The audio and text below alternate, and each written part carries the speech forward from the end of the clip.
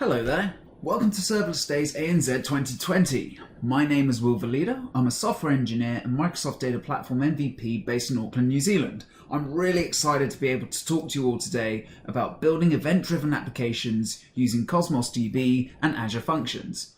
Whether you're watching in New Zealand or Australia or happen to be anywhere else in the world, I hope that you're all healthy and safe during these strange times, and I hope you enjoy this session.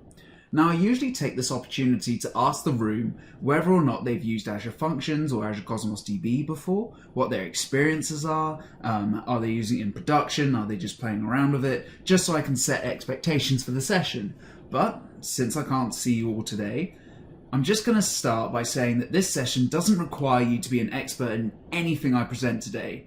You might be considering using Azure Functions, you might be considering using Cosmos DB in isolation, you might be considering using them together, you might have deep, extensive experience using both of them.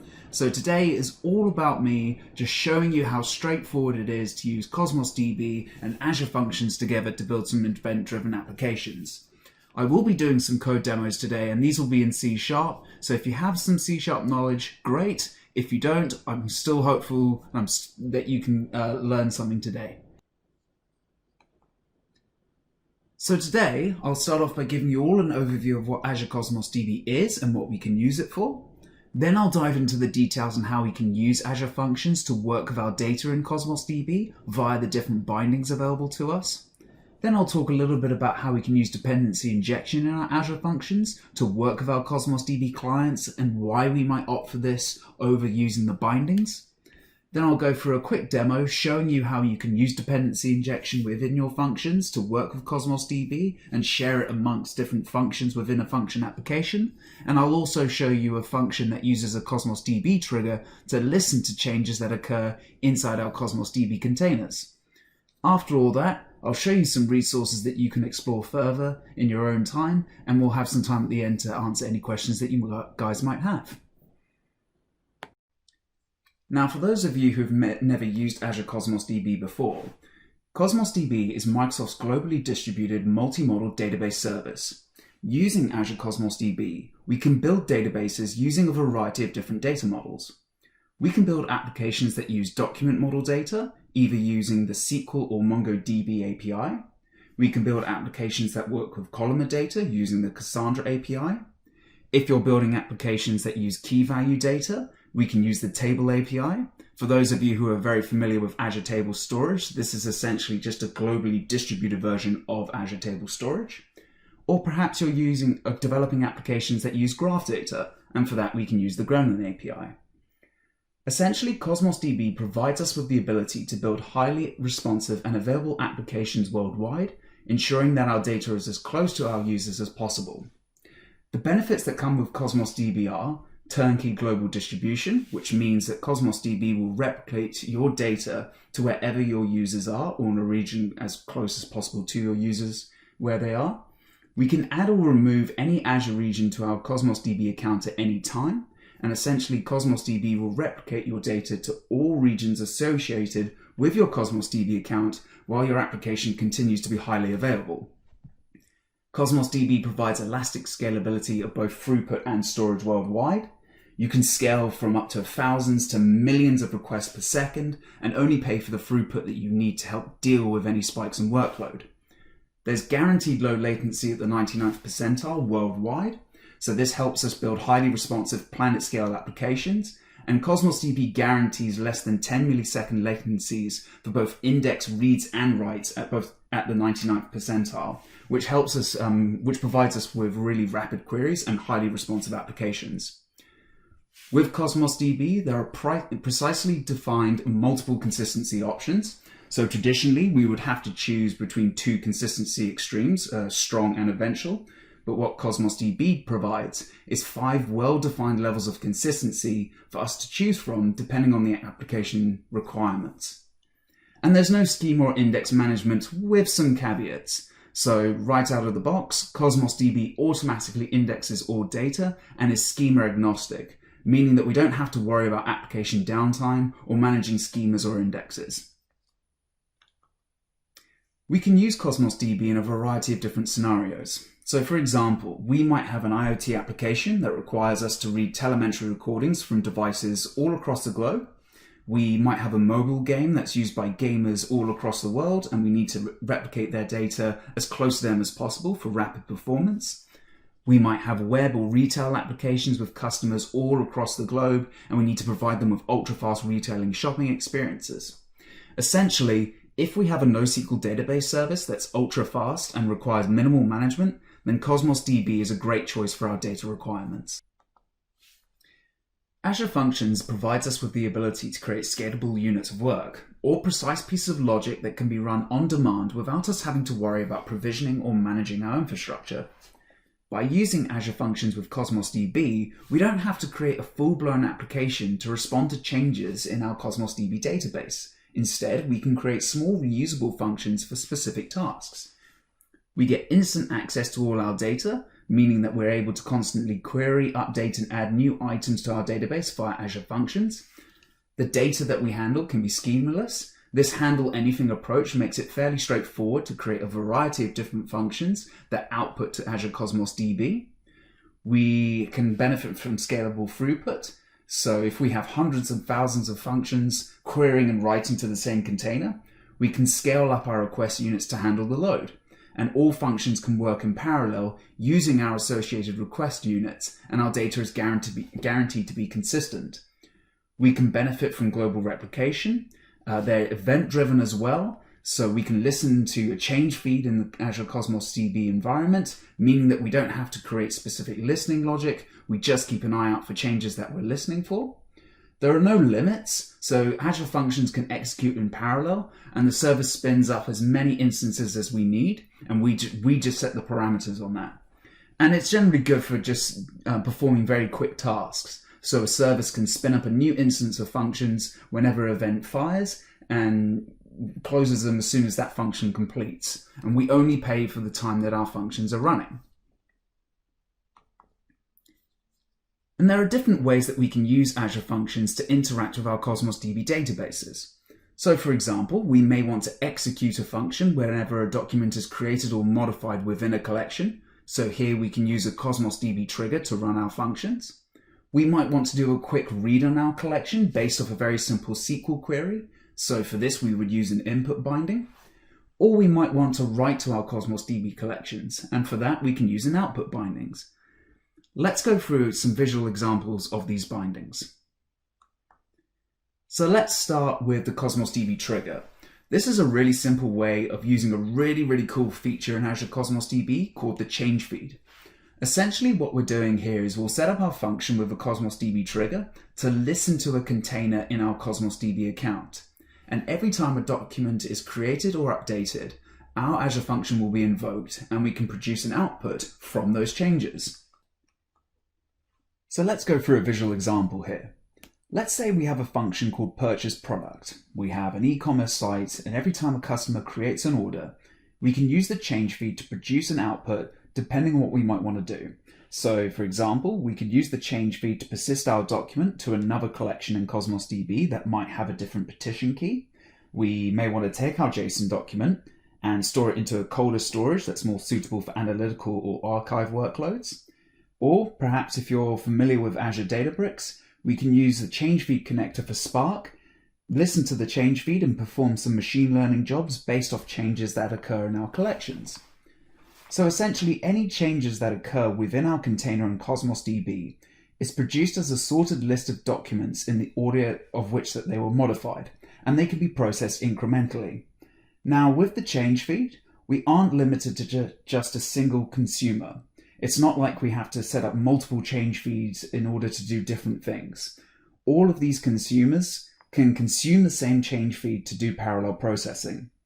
The change feed is enabled by default on all Cosmos DB accounts, so we don't have to do anything special. There's no, elaborate configuration. All we have to do is set up our function using the Cosmos DB trigger, and we can start processing changes on our Cosmos DB container right away. Now, Azure Functions aren't the only way that we can work with the change feed in Cosmos DB. There is a processor library, but that's out of scope for this talk. So that's just a real quick introduction to what the change feed in Cosmos DB is and how you can use Azure Functions to work with it. So let's go back to our other bindings.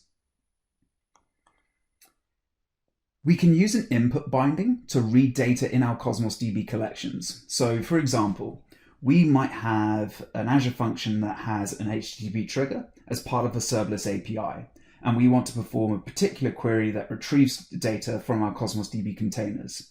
We can then use that output to return documents to the user as part of a web page. Essentially, if we need a subset of our data in a Cosmos DB collection, we can use an input binding to execute really simple queries to get that data back to us. Finally, we can use an output binding to write data to a container in Cosmos DB. So let's take our HTTP trigger, but this time we're going to make a post request as part of our serverless API. Or perhaps we might be reading events of Event Hub. We would want to consume those events within a function and then persist the output to Cosmos DB. We can set up an Azure function with a Cosmos DB output binding to write that data to our containers. Now, bindings are really great to quickly set things up and execute some very simple, straightforward tasks with Cosmos DB, but there are some limitations. Currently, the bindings only support the core or the SQL API. So like I said at the start, there are 5 APIs for us to choose from for our Cosmos DB accounts. But if our Cosmos DB account wasn't provisioned using the SQL API, and we wanted to interact with that Cosmos DB account using our Azure Functions, we would have to use a static client in order to do that. Now, each binding also instantiates its own client. So if we have a function that just executes every so often, this isn't a problem. But say we have multiple functions trying to use our Cosmos database, this would cause a massive performance hit because all of these different functions would instantiate their own version of a client. And the bindings themselves still use version 2 of the .NET SDK. Now, if you have a bit of experience using Cosmos DB and you've been using it in C#, you would have known that version 3 of the SDK has been out for quite a while, and there have been some massive improvements in terms of performance and ease of use of the SDK. So if you wanted to continue to use that latest and greatest version of the SDK, you couldn't use the bindings because they still use version 2. However, with Azure Functions from version 2, there's support for dependency injection. These are similar to the .NET Core dependency injection features, and they have the same service lifetimes as ASP.NET dependency injection. So that's transient, scoped, and singleton service lifetimes that we can create for our Cosmos DB clients. It's now time for our demo. Now for this demo, what we're going to do is we're going to set up a function that sends events to an event hub via an HTTP trigger, and then have another function that listens to those events on that event hub and persists the changes to a Cosmos DB container via a singleton instance of our Cosmos DB client. We're then going to listen to changes in our Cosmos DB container using the change bead via a Cosmos DB trigger function that will produce a materialized view of our data in another Cosmos DB collection. Alright, so here we are in Visual Studio. Now what I've done is I've gone ahead and created our function app just so you don't have to sit and watch me code. But we're going to take this step by step. So let's start with the data that we're going to be using. I've created a small sample device reading class for us to generate some synthetic data. Now, as you may have noticed, I'm decorating my class property names with some JSON property attributes, and these will just be the paths that we see in our Cosmos DB documents. Moving on to our startup class. So in this class, we'll be using dependency injection to inject the services that we'll be using throughout our function app. I start by creating a method here called configure. Let me just create some real estate in Visual Studio and I'll increase the size. Sweet. So I've got this configure method here and I'm adding components to an iFunctions host builder. And in this method, I'm adding some logging, adding some simple configuration that I'll just be loading from a local settings JSON file before adding my singleton instances of both my Cosmos DB client and event processor client. As you can see here, I'm creating some Cosmos client options. And we're just essentially saying that we can, in this startup class, we can configure our clients in one place and then just reuse that throughout our different functions. And now, because I've set up my singleton services, I'll be able to inject them into my functions as and when I need them. Cool, so let's take a look at our functions. Now, in our first function, called trigger events, all we're doing here is we've got a simple HTTP trigger that's just going to send a post request. And on that post request, we're just going to create some fake device reading events. I'm just using a library called Bogus to generate some fake device readings. And that will just create a list. And then for each reading within that list, we're going to send it to Event Hub here in these two lines. So here I am injecting my logging service and Event Hub producer client into this function. And then here we are sending our event to Event Hub. In our second function, persist raw readings to Cosmos, we're triggering this function, based off the events that are being sent to our Event Hub. So for each event that we receive in our array of events, we're creating a new item that we are going to persist into Cosmos DB, into our Cosmos DB container. And if we're successful, we're just going to log the device ID to the console, just saying that the item's been persisted. So here I've got some static versions of my logging configuration and my Cosmos client, and then just using constructor injection to inject those services into this function. Fairly straightforward.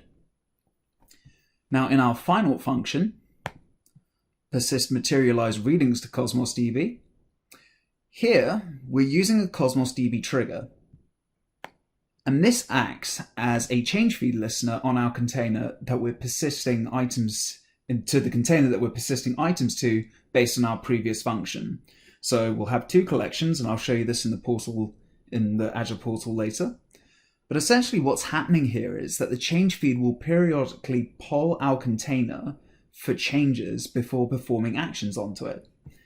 Now by default, this function will poll the change feed every 5 seconds. But we can actually set this time interval ourselves by using the feed poll delay attribute within our trigger. So I could set it to 30 seconds, and then essentially what will happen is that this function will be invoked every 30 seconds, and then it will poll for the container that it's listening to for any changes that have occurred in that container before performing any actions. But we'll just leave the default for 5 seconds for now. And all the changes that occur within this time frame will get added to this iRead-only list here of type document, which we then iterate over to perform actions of those on items within that list. So here, for example, in our function, what we're doing is that for every document within our list, we're creating a new document in our collection within Cosmos DB. Now, the difference here is that in our raw readings container, we're petitioning on the device ID. And for materialized readings, we're petitioning on our device location. So if we're performing queries, we can search for readings based on location rather than the ID. And that's a more read-friendly approach to Cosmos DB. Okay, so let's start our function. And what should happen is once our functions have started up, we'll get a URL which we can send a post request to, which will kick off sending our events to Event Hub. So let's do that now. We'll go into Postman. There's our URL for our function. We're just going to be sending a post request. So if I press send, open up the function console, and we can see events here being sent to Event Hub, and those events being persisted into Azure Cosmos DB. And we can see some of those events being materialized. So yeah, we can see device readings from Europe, some device readings from New Zealand being materialized. If we go into Azure Cosmos DB, what we can see here is I've got a few collections. So here are my collections for my raw readings. So these collections are, these documents inside this collection are the raw event that we receive from Event Hub ourselves. So we've got it petitioned on ID, and then I've got another collection here for materialized readings. So let's open that up. as you can see, they're partitioned by location. So say if I wanted to, this just makes it a little bit easier to perform simple queries against for a more materialized view. So C dot location is the property, and I'm just going to search for all the ones in UAE, apply the filter, and there we go. So there are all the device readings that we've recorded from devices in the United Arab Emirates. So that's a real simple way of basically tying some functions together, reading some events from Event Hub that we've sent to Event Hub, persisting it into Azure Cosmos DB, and then taking those documents within one container in Cosmos DB, using the change feed to listen to changes occurring inside that container, and then adding them, or sorry, persisting them to this materialized readings collection.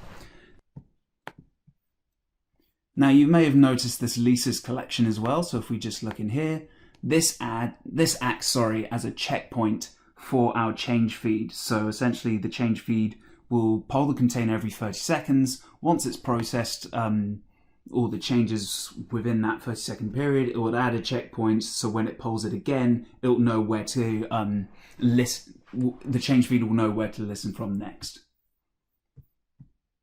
So that wraps it up for our demo. Now, if you want to try this stuff out or you want to learn about Azure Functions for free, check out those links right there. If you want to keep up to date with what's happening in the community, make sure you subscribe to the newsletter. And I believe the ANZ Serverless Days team have organized some free swag. So if you want to claim that, just check out that link right there. For the New Zealand-based developer audiences, make sure you join the community for regular updates from community experts and also invites to community events and workshops. And if you're looking to learn more stuff in general, make sure you check out Microsoft Learn. There's some fantastic free courses and tutorials there, not just on Azure Functions and Cosmos DB, but from a variety of different technologies. Perhaps you're preparing for certifications or you just want to learn something new. I'd highly recommend checking out Microsoft Learn to upskill yourself.